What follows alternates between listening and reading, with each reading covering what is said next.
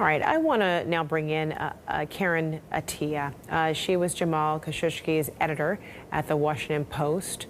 Karen, good to see you. This has been an incredible, roller coaster ride for you, for Khashoggi's family. I mean, his Washington Post family, of course, his fiancée, who was outside that consulate wondering, about his demise. Where is he? So now there is this explanation, 17 days after his disappearance from the Saudis, this chokehold. You posted this tweet in just, 2 words here, utter BS. So talk to me about how you're feeling now that the Saudi government has expressed itself this way. Sure. Thanks for having me on. I mean, the idea that Jamal, someone who is a 60-year-old man, wore glasses, anybody who knew him in life is just a very kind, gentle man, that he would have died in a fight against 15 men. No, that was not a fight. That is, if anything, if we're going to give any credence to this, it's a setup and an ambush, frankly, at the hands of Saudis at a consulate. So my reaction is that it just lacks all credibility. It's insulting.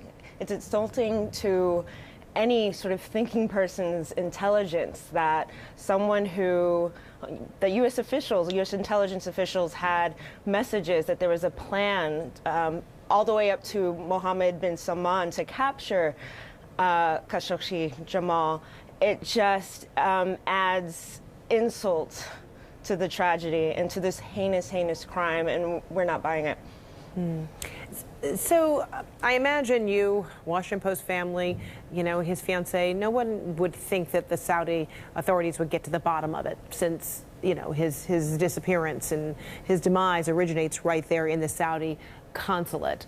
But where is your hope in terms of who or how anyone will get to the bottom of what happened? Who would be held culpable for his murder, his reported, just torture, and I mean, just heinous, ending of his life?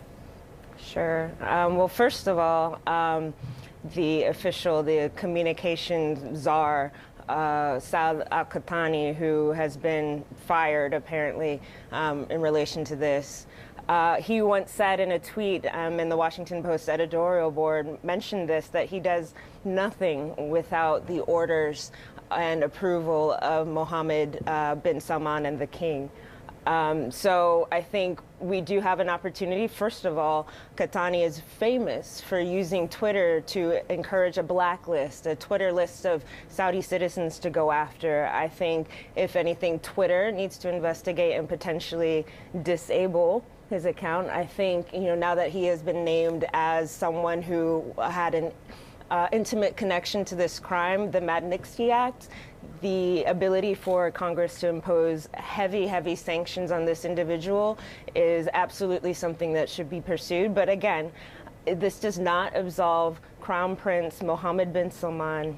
Jamal once told me that nothing, especially of this magnitude, nothing happens without the knowledge of the Crown Prince, that Mohammed bin Salman is absolute. So we still demand answers, but at the very least, there's plenty that we can do about Saad Al-Qahtani. You all really paid homage to Jamal by printing, his last right. And, in his article, he talked about how important it is, to uphold, to preserve, the discipline, the vocation of journalism, of crafting journalism. In your way, was this, Jamal getting the last word, or, what was the real impetus behind why you felt it was important to print his final thoughts? I think in my year of knowing him and working with him, this was the thing. Free expression, having a platform for free air voices was the one thing that he felt the most passionate about. And it's striking to me that for whatever headaches that he may have caused in life writing for us for the Post, and his constructive criticism of the Saudi authorities, now in his death at Saudi hands, he could cause shock waves of consequences for the Saudi authorities. So I think the fact that his last message to us was a gentle prodding of all of us to respect freedom of expression and to give Arab voices a chance to be able to speak to their people, to improve their societies, is a fitting reminder and another sign that we've just lost such a treasure in Jamal Khashoggi in such a terrible way. And then, Karen, juxtapose that with the president who says he finds the explanation from Saudi Arabia as credible. Well, I'll say that at least with Trump, he said that this is a first step, so let's hold him to that. There's plenty that the administration could do to hold those who were a part of this accountable.